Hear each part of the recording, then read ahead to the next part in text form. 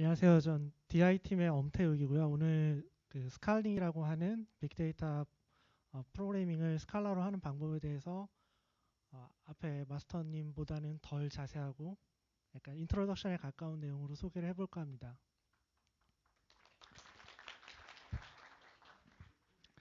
빅데이터라는 것은 뭐 너무 많이 들으셔서 잘 아실 것 같은데요. 여기에 제가 표현한 것처럼 빅데이터를 실제 처리하는 여러 가지 그 방식들이 있습니다. 뭐 가장 널리 알려진 게 하돈 맵 리듀스고요. 그 외에 뭐 하이브니, 피그니, 뭐 임팔라, 스팍, 타조, 뭐 기타 등등 여러 가지들이 많이 있어요. 근데 뭐 제일 중요한 거는 맵 리듀스겠죠. 그래서 맵 리듀스라고도 불리고 MR이라고도 불리고 또는 맵과 리듀스를 따로 분리해서도 많이 얘기를 합니다. 예, 최근 작년 말에 나왔던 트위터의 하나의 장면인데요. 뭐 이 사진이 트위터에 올라오고 우리가 맵 리듀스를 하는 거냐 아니면 샌드위치 아티스트가 되는 거냐 뭐 그런 얘기가 할 정도로 나왔었는데 간단하게 표현하면 맵 리듀스에 대해서는 이렇게 설명을 할 수 있습니다. 맵은 잘게 그 앞부분에 있는 걸 잘게 자르고 리듀스는 그걸 다시 뭉쳐서 뭔가를 만드는 그런 작업인데요. 이거에 대해서 자세한 얘기는 어차피 못하니까 뭐 이 정도 개념을 알고 계시면 될 것 같습니다. 근데 이게 실제 데이터 프로세싱으로 넘어가게 되면 아까 이전에 나왔던 맵 리듀스라고 하는 그 단순한 두 가지 그 함수로 모든 게 설명이 안 됩니다. 그나마 좀 갖다 붙이게 되면 맵은 우리가 보통 많이 알고 있는 SQL에서 select나 펑션이나 뭐 필터 같은 조건을 쓴다든가 리듀스에서는 가장 많이 쓰이는 그룹 바이, 뭐 조인, 뭐 오더 바이 같은 순서를 정렬한다든가 뭐 최근에는 윈도잉 펑션이나 어널리티스 펑션 같은 것도 리듀서에서 동작을 많이 하게 됩니다. 하지만 이 두 가지로 절대 안 되는 것은 SQL을 사용해도 아실 거예요. SQL이 되게 복잡하게 여러 단계로 되듯이 데이터 프로세싱도 그 간단하게 표현을 하면 맵 하나로 끝나는 경우도 있고 맵 이렇게 여러 개로 끝나는 경우도 있지만 결국 하나의 맵퍼로 다 그 붙여서 쓸 수가 있습니다. 그리고 가장 많이 쓰이는 거는 당연히 MR 작업일 테고요. 맵 여러 개하고 리듀서가 여러 개는 아니고 하나만 있겠죠. 그래서 그 뒤에 맵이 붙을 수도 있고 안 붙을 수 있는 이런 정규 표현식으로 하면 이런 식으로 가능합니다. 하지만 데이터가 복잡하고 처리할 게 많다면 대부분 맨 마지막 것처럼 MR의 단계가 계속 연속적으로 진행이 되겠죠. 그래서 아까 그림에 있던 그 MR이라고 하는 아주 간단한 게 아니라 실제는 워크플로우 매니지먼트라고 할 수 있도록 데이터 처리 단계를 좀 관리할 수 있는 게 나오지 않는다면 데이터를 처리하기가 되게 어렵습니다. 실제로 되게 간단한 프로그램인데 이 오른쪽에 있는 이 그림이 그 간단한 프로그램이지만 맵 리듀스를 표현을 했을 때 얼마나 복잡한 단계가 이루어지는지를 그래프로 표현한 건데요. 이렇게 데이터 워크플로우를 표현할 때 그 데이터 쪽에서는 넥이라는 표현을 많이 쓰는데요. Directed Acyclic Graph라고 해서 방향성은 있지만 순환되지 않는 그래프로 표현을 합니다. 데이터 처리라는 것이. 그래서 나왔던 게 그 MR 자체는 그런 것들을 처리하기가 너무 어렵고 뭐 우지라는 하는 것들도 있지만 쉽지 않았기 때문에 캐스케이딩이라고 하는 것이 개발이 됐었고요. 캐스케이딩은 앞에 있던 그림하고 사실 똑같은 건데요. 이렇게 그 되게 복잡한 그래프를 좀 예쁜 그림으로 만들긴 했지만 결국에 파이프라고 하는 단계로 추상화를 했고 또 우리가 데이터를 처리한다면 가장 익숙한 SQL이라고 하는 걸로 그 중간중간에 오퍼레이터들을 비슷하게 만들었습니다. 그리고 아까 얘기했던 덱 기반의 워크플로우 매니지먼트를 캐스케이딩이 실제로 처리를 해주고 있습니다. 그래서 데이터 작업이 실제로는 이렇게 간단하게 그 파이프를 조이고 붙이고 연결하는 작업만 하면 될 정도로 간단하게 만들었죠. 그래서 저 같은 사람들을 이렇게 그 배관공이라고 얘기할 정도로 쉽게 일을 하는데 문제는 데이터를 처리하다 보면 간단하게 연결한다고 되는 게 아니라 이렇게 물이 넘치거나 뭐 새거나 기타 등등의 많은 문제가 발생을 합니다. 그래서 자세한 내용은 작년에 제가 발표했던 자료가 있으니까 캐스케이드에 대해서는 저쪽 자료를 보시면 될 것 같고요. 공개되어 있으니까 보시면 됩니다. 그래서 올해도 강좌가 개설될지는 저도 확답을 할 수 없기 때문에 일단 참고를 해주시면 좋겠고요. 오늘은 주제가 캐스케이딩이 아니라 스칼딩에 대한 거기 때문에 그 스칼딩 내용으로 넘어가겠습니다. 스칼딩으로 넘어가기 전에 많은 분들이 지금 프로그래밍을 자바로 많이 하시고 오브젝트 오리엔티드의 기반으로 많이 하실 겁니다. 뭐 오브젝트 C도 마찬가지고 C++도 마찬가지겠죠. 근데 오늘 제가 말씀드리고 싶은 거는 펑셔널에 대한 얘기를 약간 하려고 합니다. 오브젝트 오리엔티드 프로그래밍하고 펑셔널 프로그래밍의 큰 차이를 보면 어떤 거에 더 포커스를 하느냐라고 보실 수 있습니다. 오브젝트 오리엔티드는 데이터의 어떤 변화 같은 거를 처리하기에 적합한 언어고요. 그래서 데이터 자체를 오브젝트라고 하는 개념으로 추상화를 했다고 보시면 됩니다. 그래서 당연히 오브젝트 오리엔티드를 공부하셨으면 아시겠지만 오브젝트 내에는 메소드랑 베리어블이 같이 섞여 있는 형태죠. 그 얘기는 결국 데이터하고 데이터를 처리할 수 있는 그 오퍼레이션이 커플드 돼 있다라고 표현하실 수 있습니다. 근데 펑셔널로 넘어가게 되면은 데이터 자체는 되게 그 일관성 있게 고정되어 있다는 개념을 갖고 있고요. 그러다 보니까 펑션하고 데이터하고는 커플링이 거의 없다고 볼 수 있을 정도로 분리가 되어 있습니다. 그래서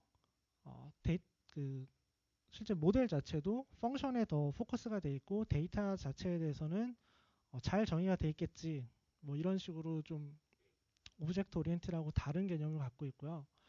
조금 더 이제 구체적으로 내려가 보면은 펑셔널 프로그래밍은 우리가 뭘 하고 싶다라는 걸 표현을 하지 그걸 어떻게 하라는 것을 표현하지 않습니다. 이 왼쪽에 있는 그 예제가 그 펑셔널로 표현하는 건데요. 뭐 파이프에서 스퀘어라고 하는 것들을 하나씩 꺼내가지고 리듀스해서 애드를 해서 뭐 더한다 뭐 이런 개념인데요. 실제 자바로 프로그래밍을 한다면 오른쪽하고 비슷한 형태가 되겠죠. 루프를 돌아야 되고 스퀘어를 계산하고 다시 그 스퀘어를 계산한 걸 더하고 이런 식으로 뭔가 하나하나 단계를 설명하는 그 명령행위냐 아니면 이렇게 이쪽이 명령행위고요. 저는 선언적으로 표현한다고 하는데요. 그 임퍼레이티브냐 아니냐 이렇게 표현을 합니다. 그래서 실제 그 오른쪽으로 표현하는 방식들은 C에서부터 많이 했던 방식이죠. 하나씩 하나씩 데이터를 어떻게 처리하고 변경하느냐. 그런데 데이터 프로세싱은 사실은 펑셔널에 가깝습니다. 왜냐하면 우리가 가장 익숙한 SQL만 보더라도 SQL은 아까 얘기했던 모든 것들을 갖고 있어요. 그래서 테이블이라고 하는 표현으로 데이터를 추상화를 해놨고 거기에다가 펑션들을 이렇게 하나씩 그 연결을 하거나 뭐 덧붙이거나 하는 방식으로 처리를 하고요. 아까 이전 슬라이드에서 보셨듯이 선언적으로 표현합니다. SQL에서 for 돌리고 이런 것들은 보이지가 않죠. 실제로는 다 뒤쪽에서 처리가 되고 있고요. 그래서 간단하게 제가 좀 정리를 하자면 데이터는 그 immutable하다고 표현을 하는데요. 데이터는 우리가 수정할 수 있는 것이 아니라고 생각을 한다는 게 펑셔널에 가깝고요. 데이터 프로세싱을 한다고 할 때도 데이터는 immutable하다고 가정을 하시는 게 좋습니다. 대신 데이터를 수정할 수 없지만 데이터는 변형이 가능하다라는 뜻이고요. 데이터가 변형 가능하다는 얘기는 당연히 함수형 언어에서도 많이 아시겠지만 F는 그 F라고 하는 걸 A에다가 적용을 하면 뭐 B가 나오듯이 A라고 하는 데이터 자체는 수정할 수 없지만 펑션을 거치게 되면 B라고 하는 형태로 모양이 바뀌게 됩니다. 그래서 이런 식으로 계속 여러 번 연속적으로 함수를 적용하는 것이 데이터를 처리한다라고 보실 수 있습니다. 그래서 그 함수를 컴포저블 가능한 함수라고 하는데 뭐 데이터를 연달아서 우리가 쓸 수 있다라고 볼 수 있겠죠. 근데 왜 하필 또 스칼라냐? 펑셔널 랭귀지는 상당히 많은 종류가 나와 있고요. 그럼에도 불구하고 스칼라를 많이 쓰게 되는 이유는 여러 가지가 있겠지만 스칼라 자체가 일단 표현이 스케일러블 랭귀지의 약자예요. 뭔가 스케일러블 하다고 하니까 빅데이터하고 되게 관련이 있어 보이죠. 그리고 또 하나는 자바하고의 되게 연계성이 좋아요. 그래서 실제 이게 자바를 하는 건지 스칼라를 하는 건지 모를 정도의 느낌을 주는데 이건 아마 예전에 C를 하시다가 C++로 가신 분들은 분명히 C++로 컴파일을 하는데 내용은 C인 경우를 많이 보셨을 거예요. 마찬가지예요. 저도 스칼라를 아직 한지 오래되지 않았지만 스칼라도 거의 자바처럼 쓸 수 있어요. 세미콜론이 없는 뭐 그 베리어블 선언이 조금 특이한 자바라고 볼 수 있고요. 거의 카피 앤 페이스트를 갖다 붙여도 동작을 할 정도입니다. 그리고 가장 중요한 거는 아까 얘기했듯이 하도 웹뉴스 같은 것들이 이미 자바 베이스로 너무 많이 구현이 돼 있어서 라이브러리들도 대부분 자바로 돼 있는 게 많습니다. 그러다 보니까 다른 랭귀지보다 자바랑 더 밀접하게 붙을 수 있는 스칼라가 더 적합하다고 볼 수 있고요. 바로 이전 슬라이드에서 여러 번 설명했듯이 펑셔널 자체가 데이터 프로세싱에 되게 적합한 모델입니다. 마지막으로는 레플이라고 얘기를 하는데 데이터를 읽어서 명령을 읽어서 처리하고 결과를 바로 보여주는 형태를 알 수 있는데요. 뭐 되게 많이 볼 수 있는 건 파이썬 같은 경우는 그냥 파이썬 실행해서 저 같은 경우는 파이썬을 계산기로 많이 쓰거든요. 네, 그 정도로 그냥 간단하게 데이터 넣고 빼고 할 때 많이 쓰듯이 스칼라도 이런 인터랙티브 쉘을 제공을 합니다. 요즘은 아이파이썬 노트북 같은 경우 그 데이터 처리할 때 명령행으로 하나씩 실행해 보면서 볼 수 있는 그런 툴들이 많이 있듯이 스칼라도 거기에 되게 적합하다고 볼 수 있습니다. 이제 가장 주제에 근접한 스칼딩에 대해서 설명을 해드리려고 하는데요.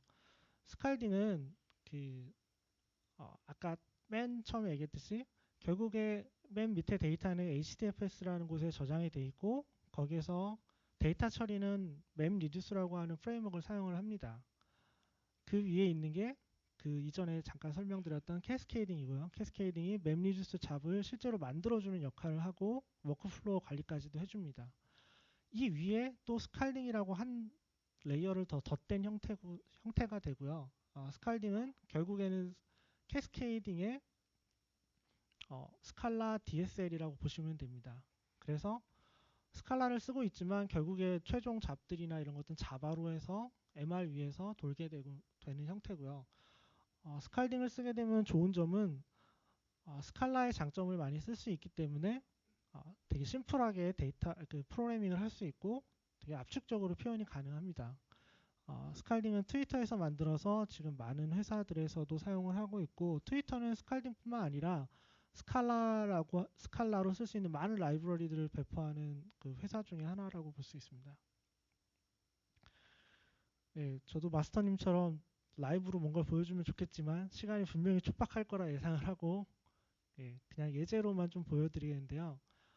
이게 캐스케이딩으로 짠 어떤 프로그램인데요. 몇 개 중간에 조인도 있고 예전에 제 강의를 들으신 분들은 아시겠지만 이거는 뭐 스타버드를 처리해서 카운트하고 뭐 이런 프로그램인데요. 캐스케이딩이 지금 보면 40줄이 좀 넘을 정도의 코딩 양이에요. 당연히 이걸 MR로 짠다 그러면 최소한 200라인은 나올 거예요.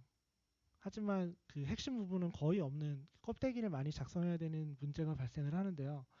이 프로그램을 스칼딩으로 짜면 스칼딩을 제가 일부러 이렇게 좀 밑으로 내려서 표현을 했음에도 불구하고 30줄이 안 돼요.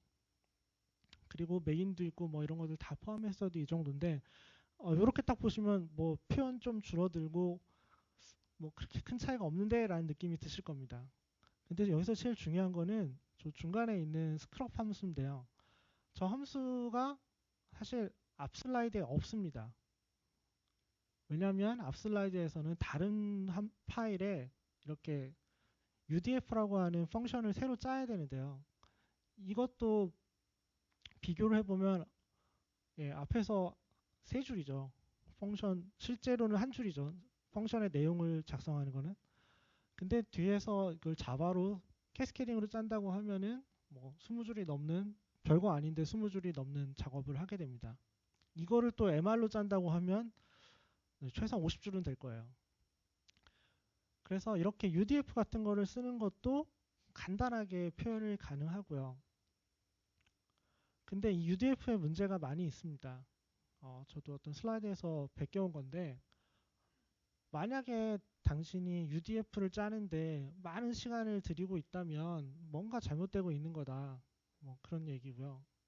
뭐 절대적으로 잘못하고 있다 이런 표현인데요. 펑셔널 랭귀지를 쓰게 되면 함수가 되게 중요하기 때문에 함수 자체를 되게 간편하게 표현할 수도 있지만 함수 자체가 프로그램 내로 많이 들어오게 됩니다. 그러다 보면 아까 얘기했듯이 뭐 MR에서 UDF를 짜는 거는 거의 저도 지금은 그 짜본 적도 언제인지 기억이 안 날 정도고요. Kscaling-에서 UDF도 상당히 편하다고 하지만 귀찮은 존재인데요. 스칼딩에서는 너무너무 왜 UDF가 없지라고 말할 정도로 UDF를 짜기가 편합니다. 당연히 하이브나 다른 프레임워크를 쓰시는 분들은 UDF를 짜시려는 그 생각보다는 UDF가 잘 돼 있는 패키징을 갖다 쓰시려고 하겠죠. 하지만 데이터 프로세싱이라는 게 정해져 있는 툴로만은 할 수 있는 경우가 거의 없습니다. 사실 마지막에 이 슬라이드를 보여드리고 싶은 게 우리 회사도 뭐 데이터 드리븐 컬처를 많이 얘기하고 있는데요. SE라고 하는 그 수공예품을 파는 그 미국의 회사가 있습니다. 요즘 잘 나가고 있고 작년에 테크 플래닛에서도 와서 발표를 했었는데 SE는 되게 특이한 문화가 엔지니어뿐만이 아니라 디자이너나 프로덕트 매니저나 거의 모든 그 직원들이 실제 개발을 하고 있습니다. 물론 그 개발이라고 하는 게 되게 어려운 걸 짜는 건 아니고요. 어, 자기가 할 수 있는 걸 굳이 개발자한테 요청할 필요도 없다라는 개념으로 많이 접근을 하고 있고 그래서 롤 체인지를 많이 해가면서 개발을 많이 습득하게 하고 있는 회사 중에 하나입니다. 근데 이 회사에서 특징은 모든 사람은 데이터의 생산자이면서 소비자여야 한다는 개념을 갖고 있고요. 그러다 보니까 실제 소비를 하려면 SQL로만 할 수 있는 거는 제한적이고 그러다 보면 어떤 걸로 대체할까 고민을 하다가 스칼딩을 그 실제로 적용을 해서 뭐 프로덕트 매니저가 스칼딩으로 뭐 한 달치의 데이터를 뽑아본다든가 이런 역할을 많이 하고 있습니다. 그래서 어떤 장점을 갖게 되냐면 어떤 그 질문이 데이터에 대해서 아니면 우리 서비스에 대해서 질문이 생각이 났을 때 누구한테 물어볼 필요 없이 자기가 직접 그 질문에 대한 답을 할 수 있다라는 문화 자체가 회사의 경쟁력이 되고 있다고 볼 수 있습니다. 그 자체가 제가 볼 때는 데이터 드리븐 컬처라고 얘기를 할 수 있을 것 같은데요. 우리 회사도 이런 문화가 됐으면 좋겠다는 생각을 갖고 있고요. 제가 그 실제로 스칼딩에 대한 예제는 많이 있는데 인텔리제이 환경에서 좀 이렇게 저렇게 우리 회사의 클러스터에 쓸 수 있는 환경을 좀 미리 만들어 봤습니다. 그래서 깃허브에도 올려놨고 특히 그 스칼라는 SBT라고 하는 빌드 툴을 쓰게 되는데 그 SBT 환경 설정하거나 이런 것들이 좀 어려움이 있을까봐 그런 거에 대한 내용도 되어 있고 그래서 스칼라는 원자로 형태로 다 묶어서 배포하는 문제가 있는데 그거를 좀 분리해서 배포를 해서 어떻게 할 수 있는지에 대한 것들도 여기 좀 설명을 했습니다. 그리고 당연히 실행할 때 어떻게 아규먼트를 줘야지 우리 회사의 그 저희 DI 팀에 있는 DI 클러스터에서 스칼딩 잡을 돌릴 때 커맨드 라인에서 어떻게 하면 좋은지에 대한 예제까지 같이 공개를 해놨으니까 이건 쓰실 수 있을 것 같습니다. 네. 그리고 제가 또 이번 주 내진 다음 주부터 또 시도를 할 것 같은데 스칼라라고 하는 랭귀지로 아까 얘기했던 MR을 제외하고 돌아갈 수 있는 또 빅데이터 그 프로세싱 엔진이 있습니다. 아파치 스팍이라고 하고 있고 공개되어 있는 소프트웨어고요. 이것도 이제 우리 회사에서도 조금씩 사용하고 있는데 뭐 저도 아마 이걸 좀 더 파보고 스칼딩도 좋지만 또 스칼라 완전히 스칼라를 쓰는 스팍을 써볼까 합니다. 이유는 작년 그 스트라타 컨퍼런스에서 나왔던 얘기인데 뭐 클라우데라에서 하도분 이제 없어졌다 그 정도로 그 내부에서 이제 다 쓰이고 사람들은 그 위에서 잘만 쓰면 된다라는 개념으로 하둡이 사라졌다라고 표현을 했는데 사람들이 그걸 비꼬는 표현으로 진짜 스팍은 사라졌고 이제 스팍이 온 세상에 퍼졌다 뭐 이런 얘기가 나왔었어요. 그래서 올해부터는 이제 하두 월드가 아니라 스팍 월드라고 컨퍼런스를 이름을 바꿔야 되는 거 아니냐 이런 얘기가 나올 정도로 진행이 되고 있으니까 여러분도 혹시 관심이 있으면은 스팍에 대해서도 좀 생각을 해주시면 좋을 것 같습니다. 네, 시간을 잘 맞춘 건지 모르겠지만 네, Q&A가 혹시 있으시면 그 오프라인에서 말씀드릴 수 있을 것 같으니까 질문해 주시면 좋겠습니다. 감사합니다.